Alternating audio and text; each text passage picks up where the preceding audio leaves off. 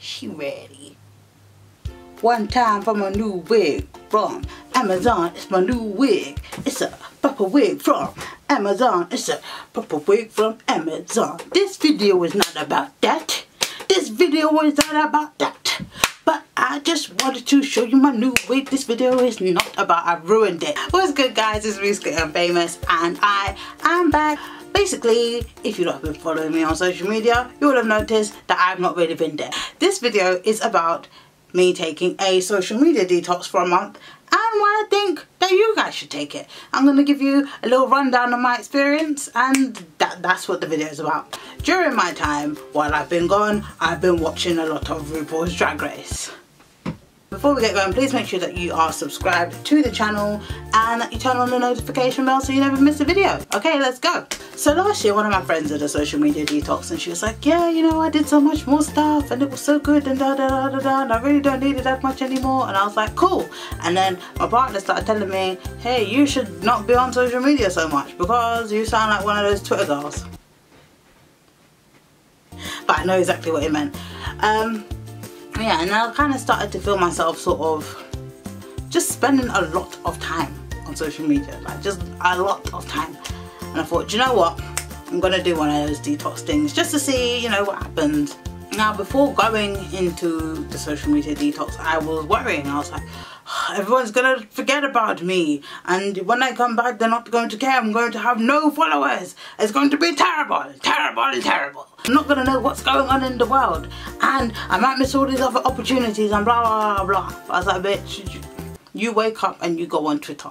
You clearly have a problem, so let's just reel that in, and you're gonna do this detox and just try it. It's gonna be fine. You're not gonna die. The first like week and a bit, I'm not gonna lie, I was tempted, bitch. But I set up provisions. You see, what I did is on my browser, on my bookmarks, I have all my social media accounts. I can just click and go straight there. That's not even a click sound. So I moved them all to the other bookmarks folder. You know, the ones you have to click down and get the drop down menu. It's just so much longer to get there. So yeah, I had that there so it wasn't in my direct site. Next, on my phone, I put all of my social media apps into a folder, because if they weren't there for me to just bloop, yep, but that's just going to be the click sound. No, if they weren't there to bloop, I wouldn't go on them as much. So the first day comes and I'm like, okay, I'm going to wake up, I'm not going to look on Twitter. So I woke up after snoozing my alarm like 5-6 times as I normally do and I just got up and I started my fucking day. It felt really great. Like literally, I would wake up and I'd go on Twitter and I'd scroll through, and then I'd have to check Instagram, and then I'd have to check Tumblr, and then I'd check Snapchat, and then I didn't really check Facebook. I kind of hate Facebook. If there was a relevant notification, I checked Facebook. And after going through all of those and seeing everything that's going on, it like an hour would have passed where I could have done some useful shit, like worked out or had breakfast before I had to leave. What I noticed after a few days of doing that, like waking up and not going to check it immediately, my moods improved. Not that I was like bad tempered or whatever, or like miserable, but you know when you go on Twitter, just social media in general, somebody is always upset about some shit. You will wake up and you are perfectly fine. You are happy as fucking Larry, bitch. And you start scrolling and then you see a bunch of people are mad about a thing. So then you start scrolling and you click on the hashtag or whatever it is and you start doing research into the thing to see why they are mad. And then it's like, oh my god, that is the really annoying thing that you are mad about. That is so wrong. What happened in this thing that you are mad about? Now, because I've read so much about it, even though I had no idea what it was about before and I might not have cared, I'm now going to be mad about it because you have made valid points about this random thing that you are mad about. So now we are mad together. I want to add my 2 cents, like, you can't do this or da da da. That is so out of order, you know, just getting in there with my fucking Twitter fingers and angry together. My day just wouldn't be as blissful as it could have been, because I found something to be mad at on social media. Now, during the day, you know, we regularly check social media. Why, I don't know. I used to know why. Now I don't. Instead of checking it every minute, if I was out somewhere and a situation, you know, sometimes it's a bit awkward, so you decide, or it's too quiet, you go on social media just to, you know, as a buffer. Because I wasn't doing that, I had to engage with people. I'm hearing the, oh my god, yes, people, I know, right? But yeah, I had to engage with people, and it was actually not terrible. I had to have more conversations and stuff because I couldn't just buffer it away. I had to think of something to say.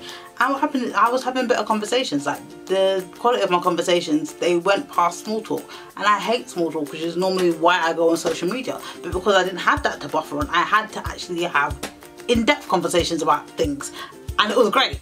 Another thing, not going on social media improved my timekeeping, which is a very weird thing for it to do. But here's why. You're getting ready to go somewhere, so bitch, you are ready, or you're snapping, you're getting ready process, you're taking pictures for Instagram or Twitter or Facebook or whatever, you know, you want to catch that light, you know, this is good selfie lighting. And you know, when you're trying to take selfies and shit, you have to take at least 50 million of them so that 2 of them will look good. And because I wasn't doing that anymore, I'd get ready and I'd go. I know, it was fucking brilliant. It's like, is this how it was in prehistoric times? People just, they got dressed and then they went to the place, you know, without taking pictures and snaps and shit, you know? It's wonderful. When you post stuff on social media, it makes you fucking anxious as shit.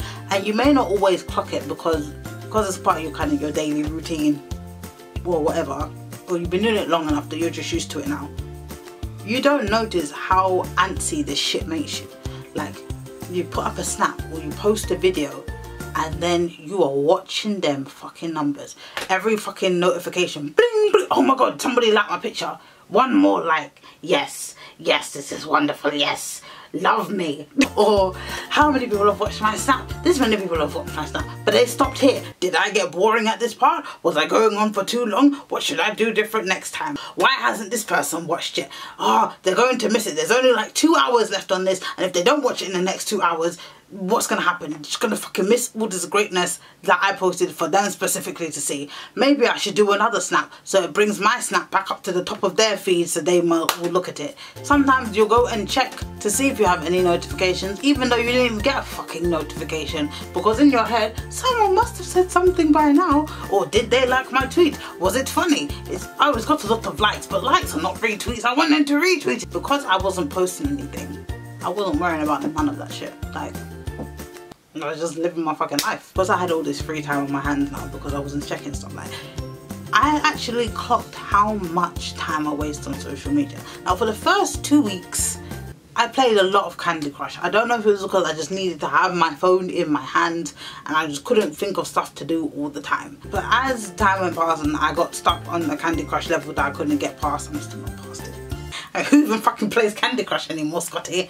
I actually did shit. Like, I went to new places and I met new people and I read lots more books, which, you know, as an author is something that I need to do. I shopped more.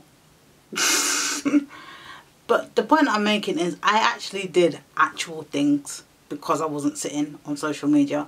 Another thing was, like I said at the beginning of the video, I was always worried that I would be missing things because I don't watch TV, I don't read the newspaper, I kind of hate the news. And yeah, my worry was that I was going to miss out on all this stuff. But what I found was that when stuff big enough happened, somebody always told me. And because I didn't know about the thing, because I wasn't online as well, it made the conversation better because, you know, they got to inform me of things. And then I'd be like, oh my god, it's like first reaction instead of the other, yeah, I saw it on Twitter. The one time, this is where I kind of broke my detox. Now obviously you are aware that I did Laid Bare on Radar Radio with Oloni. Now that whole Radar Radio debacle happened and my partner came in and he was like, yeah, Radar's over. And I was like, what do you mean Radar's over? And he's like, go look. So I've gone on there and oh fuck, I don't even know where it is. There's a moth in here. This whole thing with Radar Radio happened, and so I went onto it and I went into the thread just to see what was going on, because obviously this is somewhere that I work. I started seeing like unknown rappers and stuff and like, yeah, well fuck Radar because they didn't even play my song. And I'm like, it's not even about you. Everyone started making this thing that had happened to somebody else about them and about what they didn't like about radar, and I was just like, wow, everybody's fucking narcissistic. It irritated me. And after that, doing the detox was very easy. Being on social media all the time as well, it creates a sort of hive mind.